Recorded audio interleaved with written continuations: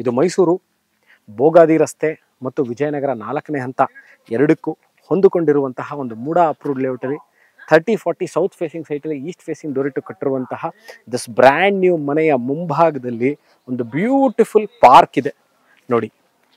ಬಹಳಷ್ಟು ಜನ ಕೇಳುವಂತಹ ಒಂದು ವಿಚಾರ ಏನು ಅಂತಂದರೆ, ಮನೆ ಮುಂದೆ ಒಂದು ಒಳ್ಳೆ ಪಾರ್ಕ್ ಇದ್ದರೆ ಎಷ್ಟು ಚೆನ್ನಾಗಿರುತ್ತೆ, ಗಾಳಿ ಬೆಳಕು ಗ್ರೀನ್ರಿ ಎಲ್ಲ ಇದ್ದರೆ, ಮನೆ ಮುಂದೆ ಸೊಂಪಾಗಿ ಬೆಳೆದಿರುವಂತಹ ಮರಗಳಿದ್ರೆ ಎಷ್ಟು ಚೆನ್ನಾಗಿರುತ್ತೆ ಅಲ್ವಾ ಅಂತ. ಅದಕ್ಕೋಸ್ಕರನೇ ನೋಡಿ ಇಲ್ಲಿದೆ. ಇದು ಮೈಸೂರು ಮಧ್ಯಭಾಗದಿಂದ 10 ಕಿಲೋಮೀಟರ್ ಇರುವಂತಹ ಮೈಸೂರು ನಗರಾಭಿವೃದ್ಧಿ ಪ್ರಾಧಿಕಾರದಿಂದ ಅನುಮೋದಿತವಾಗಿರುವಂತಹ ಲೇಔಟಲ್ಲಿ ಕಟ್ಟಿರುವಂತಹ ಮನೆ. ನಾನು ಮನೆ ಒಳಗೆ ಹೋಗೋಕ್ಕಿಂತ ಮುಂಚೆ ಒಮ್ಮೆ ಮನೆ ಆಚೆ ಹೇಗಿದೆ ಅಂತಲೂ ತೋರಿಸ್ತೀನಿ. ಯಾಕಂದರೆ ಮೋಸ್ಟ್ ಇಂಪಾರ್ಟೆಂಟ್ ಥಿಂಗ್ ಮನೆ ಎಷ್ಟು ಇಂಪಾರ್ಟೆಂಟೋ ಲೊಕ್ಯಾಲಿಟಿ ಆಲ್ಸೋನು ಅಷ್ಟೇ ಇಂಪಾರ್ಟೆಂಟ್ ಆಗಿರುವಂಥದ್ದು. ಅದಕ್ಕೋಸ್ಕರ ಒಮ್ಮೆ ನೀವು ಸುತ್ತಮುತ್ತ ಲೊಕ್ಯಾಲಿಟಿ ಹೇಗಿದೆ ಅಂತ ತೋರಿಸ್ಲಿ ಅಂತಲೇ ನಾನು ಇದನ್ನು ನಿಮಗೆ ಈ ವಿಡಿಯೋ ಮಾಡ್ತಾ ಇರುವಂಥದ್ದು. ಅಬೌಟ್ 23ರಿಂದ 24 ಚದರ ಟೋಟಲ್ ಬಿಲ್ಟಪ್ ಏರಿಯಾ ಇರುವಂತಹ ಆಪೋಸಿಟ್ ಟು ಪಾರ್ಕ್. ಇನ್ನೊಮ್ಮೆ ಹೇಳ್ತೀನಿ, ಮನೆ ಮುಂದೆ ಪಾರ್ಕ್ ಇದ್ದರೆ ಭಾಳ ಚೆನ್ನಾಗಿರುತ್ತೆ. ಪಾರ್ಕಿಂಗಿಗಿರ್ಬೋದು, ಗಾಳಿ ಬೆಳಕಿಗಿರ್ಬೋದು, ಭಾಳ ಚೆನ್ನಾಗಿರುತ್ತೆ. ಸೊ ನಾನಿವಾಗ ಸೌತಿಂದ ಎಂಟರ್ ಆಗಿದ್ದೀನಿ.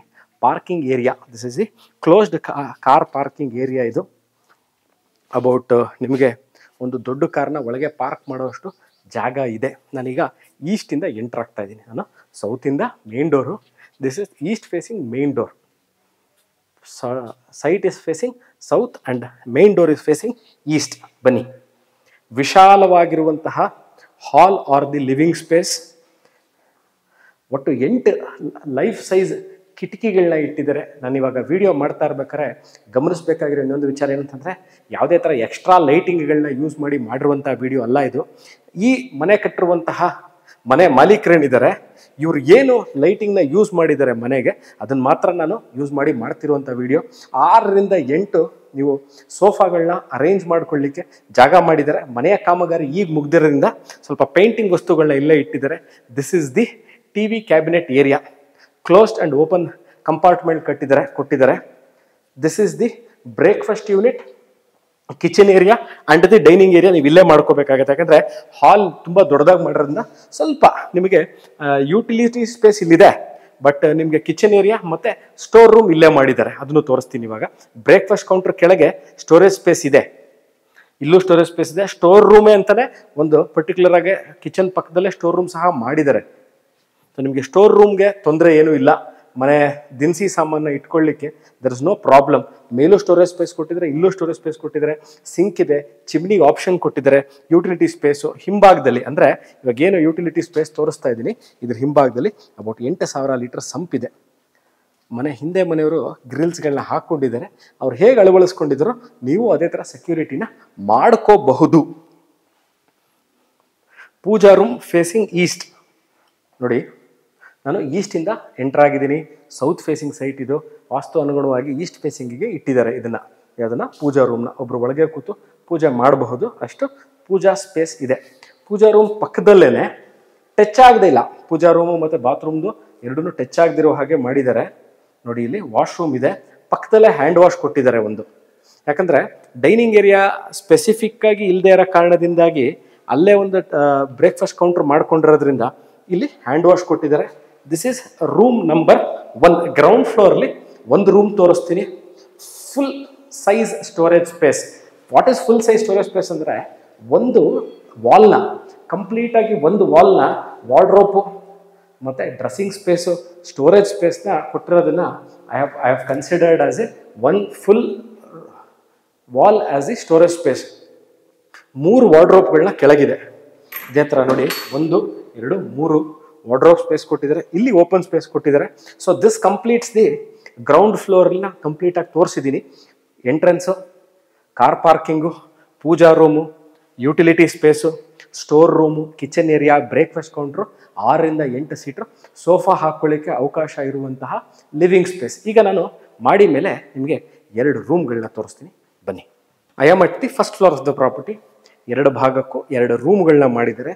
ಮಧ್ಯದಲ್ಲಿ what they have done is study unit, ಅಥವಾ ನೀವು ಕಂಪ್ಯೂಟರ್ ಇಟ್ಕೊಂಡು ವರ್ಕ್ ಮಾಡ್ಕೊಳ್ಳಿಕ್ಕೆ, ಮನೇಲಿ ಮಕ್ಕಳಿದ್ರೆ ಓದ್ಕೊಳ್ಳಿಕ್ಕೆ.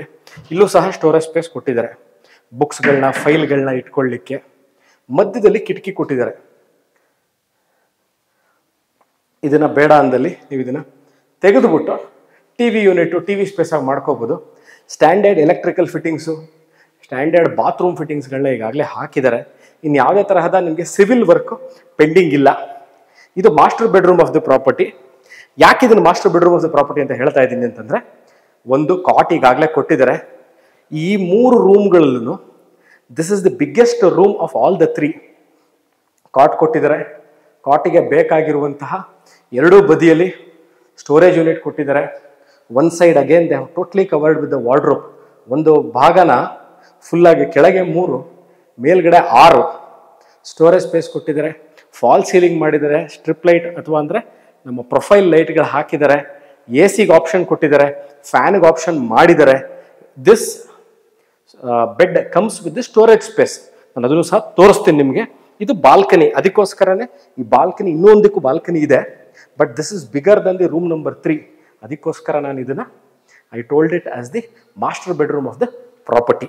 ಈಗ ವಾಶ್ರೂಮ್ ನಂಬರ್ 3 ನೋಡಿ, ಇದು biggest washroom of all the 3. This is the biggest washroom of all the 3. 3 ಬೆಡ್ರೂಮ್ಗಳಲ್ಲಿ ಈ ರೂಮೇ ದೊಡ್ಡದು. ಈ ರೂಮಲ್ಲಿ ಇರುವಂತಹ ಬಾತ್ರೂಮೇ the biggest one of all the 3. ಇಲ್ಲಿ ನಾನು ನೋಡಿರ್ಬೋದು ನೀವು. ಓಕೆ, ಸ್ಟ್ಯಾಂಡರ್ಡ್ ಬಾತ್ರೂಮ್ ಫಿಟ್ಟಿಂಗ್ಸ್ ಎಲ್ಲ ಆಗಿದೆ. ನೀವು ತಿರ್ಗಾ ಬಂದು ಬಾತ್ರೂಮ್ ಫಿಟ್ಟಿಂಗ್ಸಲ್ಲಿ ಇನ್ನೇನು ಮಾಡ್ಕೊಳ್ಳುವಂತಹ there is no pending work at the bathroom or even electrical fittings also. ಎಲ್ಲ ಲೈಟಿಂಗ್ಗಳು ಇವ್ರು ಈಗಾಗಲೇ ಹಾಕಿದ್ದಾರೆ. ಎ ಸಿ ಪಾಯಿಂಟ್ಗಳನ್ನ ಕೊಟ್ಟಿದ್ದಾರೆ. Again they have continued the class of this wardrobes. ಇಲ್ಲೂ ಸಹ ಅಷ್ಟೇ, ನೀವು ಕಿಂಗ್ ಸೈಜ್ ಬೆಡ್ನ ಹಾಕೋಬಹುದು.